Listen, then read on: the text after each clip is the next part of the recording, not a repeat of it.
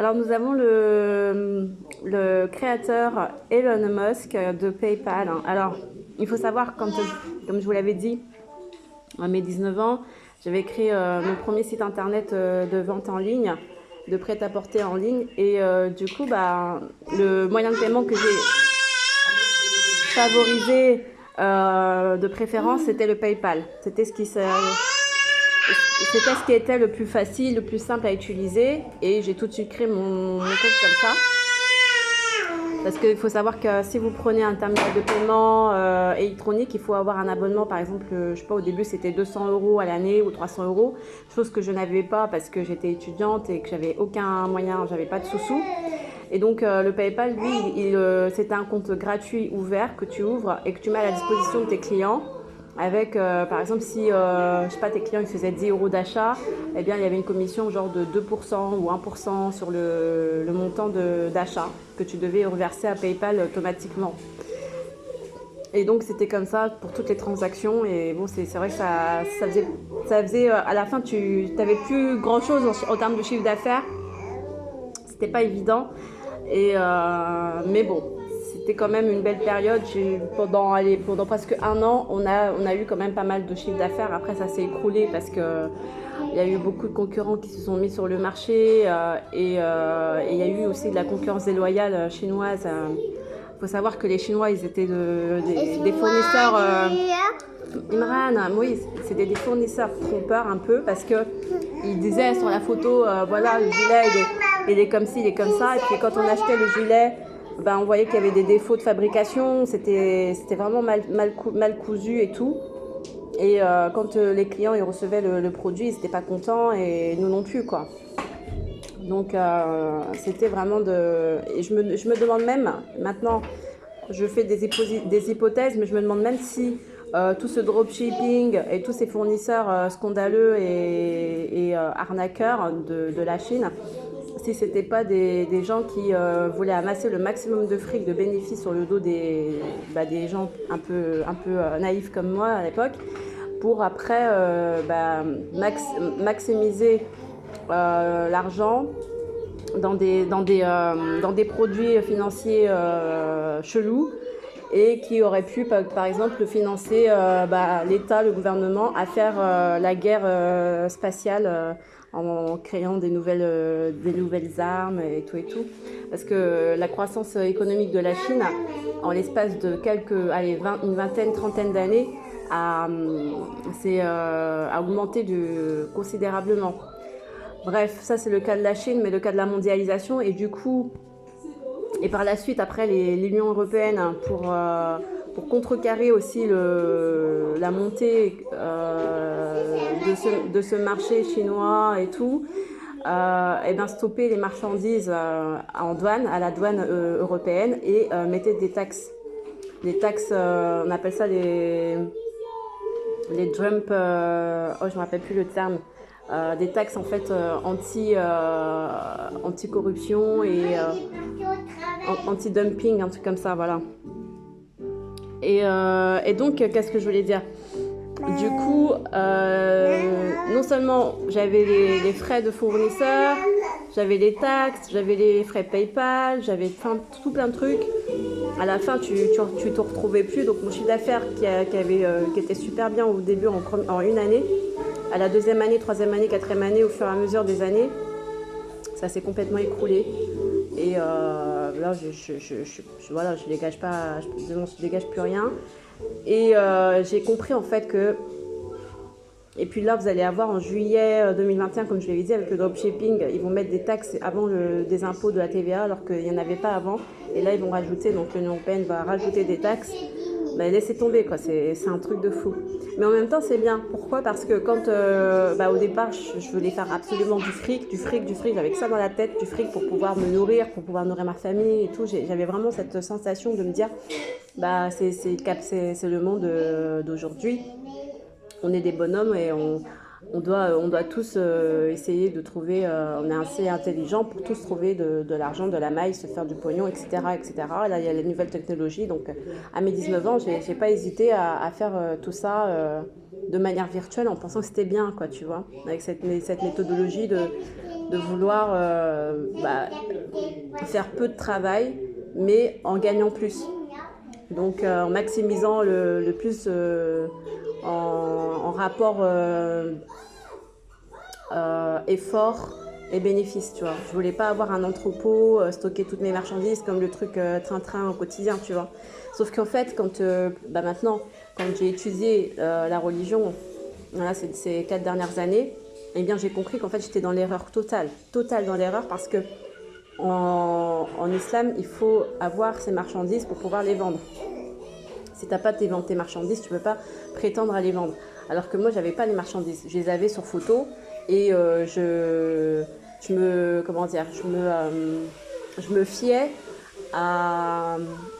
fiais à la confiance en fait que j'avais en mon fournisseur qui me disait voilà sur son catalogue informatique, donc sur son site internet. Et là, par exemple, un pull qui coûte 12 €. Et si tu achètes 5 pulls, il coûtera à l'unité, je sais pas moi, 8 €. Donc du coup, on regardait ses stocks et il disait que dans son stock, il avait par exemple, je sais pas moi, 5 paquets de pulls. Et il mettait à jour tous les jours et tout. Sauf qu'il y a eu un grand succès en même temps, dans le sens où moi j'étais sur le marché, et puis il y en avait un autre en Allemagne qui était aussi dessus, un autre en Chine, en Afrique, etc. Et on faisait tous des commandes en ligne, sauf qu'on faisait tous en même temps des commandes en ligne, et donc les stocks ils partaient en 2 minutes, il n'y avait plus rien. Et si ça se trouve, on était 10 à commander en même temps sur Internet. Mais comme à cette époque-là, c'était pas encore assez sophistiqué au niveau des gestions des commandes, gestion des stocks et tout informatique. Et donc du coup, on était 10 personnes à commander, sauf qu'il restait plus que 5 paquets de pulls. Et donc les 5 derniers qui avaient commandé, ils étaient perdants parce qu'ils avaient perdu leur argent entre guillemets. Même si derrière, après, il y a des remboursements, des choses comme ça, parce que ils te remboursent, mais il y avait toujours une politique assez forcée, dans le sens où comme il te reste, comme tu avais payé un paquet de pulls qui n'existe plus, qui n'est plus en stock, eh bien on va te mettre un avoir. Donc par exemple, si tu as payé 50 € de pulls mais qu'il n'y en a plus, eh ben, on va te faire un avoir de 50 € sur un prochain article que tu voudrais commander chez nous. C'est ça qu'ils faisaient. Mais le truc, c'est que nous, on était en défaut.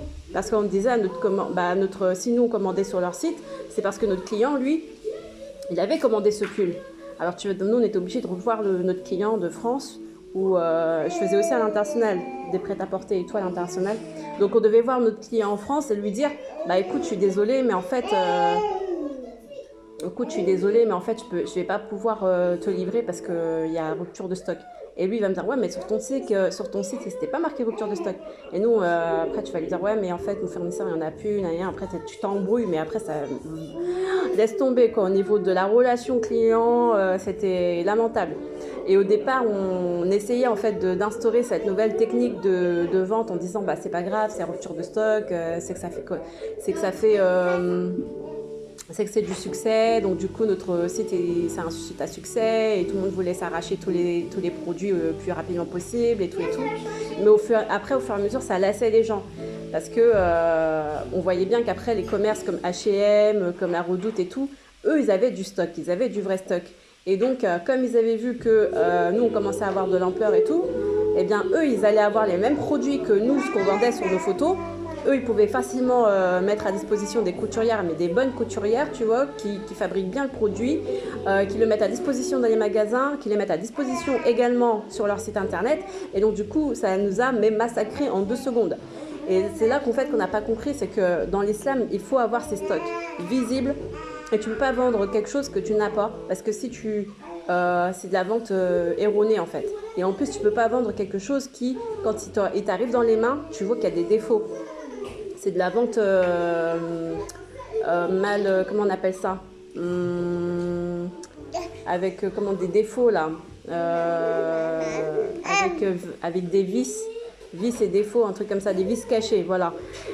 Et ça, c'est pas bon. Et alors nous, après, on avait honte, tu vois, on se disait putain, mais c'est pas possible, non seulement on est en rupture de stock, en plus on vend des trucs tout pourris, alors, on faisait toujours le remboursement et tout ça, mais après, il fallait payer la poste pour, des fois, pour se faire connaître. Des fois, on disait, voilà, livraison offerte, alors qu'en fait, c'est pas vraiment offert parce que nous, on devait payer la poste. Donc, le client, lui, il payait pas la poste, mais nous, le commercial, le vendeur, on lui faisait cadeau, en fait. Et c'était à notre charge. Du coup, on devait penser à beaucoup de trucs. Et voilà. Donc, on s'est fait prendre à notre propre piège du phénomène Internet. Et c'est pour ça, c'est un témoignage que je vous fais qui est un peu difficile à faire parce que je fais ça sur du one-shot. Toutes mes vidéos, c'est du one-shot. Donc, ça veut dire qu'au final, je ne les travaille pas en amont, quoi. Et toutes mes idées sont dans ma tête. Alhamdulillah. Donc, je suis désolée. Bien, bébé. C'est un peu compliqué des fois à suivre. Voilà, mais ce que j'ai envie de vous dire, c'est dans le message, c'est que quand on se met dans l'islam, eh ben, on regarde des hadiths, on regarde le Coran, on a des visions, on a des rêves et tout. Et il y a beaucoup de choses qu'on ne comprend pas. Par exemple, nous, dans notre famille, les chiens, on n'aime pas trop. Et puis, c'est aussi, on dit au niveau de la religion et tout, le chien, faut pas le mettre à la maison, faut le laisser dehors, dans son habitat naturel. Et tout. Parce que s'il te lèche, tu serais en impureté au niveau de tes ablutions et tout ça, tout ça. Donc, du coup, c'est un peu dommage de garder le chien à la maison, tu vois. Enfin, on n'est pas trop familier, quoi. C'est pas comme avec, par exemple, les populations européennes, ils sont très, ils aiment bien le chien et tout, ils sont très, c'est leurs amis et tout, fidèles et tout ça. Et c'est vrai que nous, on a divergence avec par exemple, les Arabes, qui eux n'ont aucun problème avec les chiens, mais nous, en fait, dans la communauté comorienne islam, on n'est pas trop chien, quoi. Et en plus, on en a peur. Et là, quand je regarde, en fait, tout ça, il y a des hadiths du prophète Mohammed sallallahu alayhi wa sallam qui dit que voilà, le chien, faut le laisser tranquille, c'est pas non plus, voilà, il est là pour t'accompagner, t'aider, par exemple pour les aveugles et des choses comme ça, mais il faut pas trop non plus abuser, quoi. Il y a toujours une distance. Et ça, je me rends compte qu'en fait, tout ce symbolisme-là, c'est pour nous préparer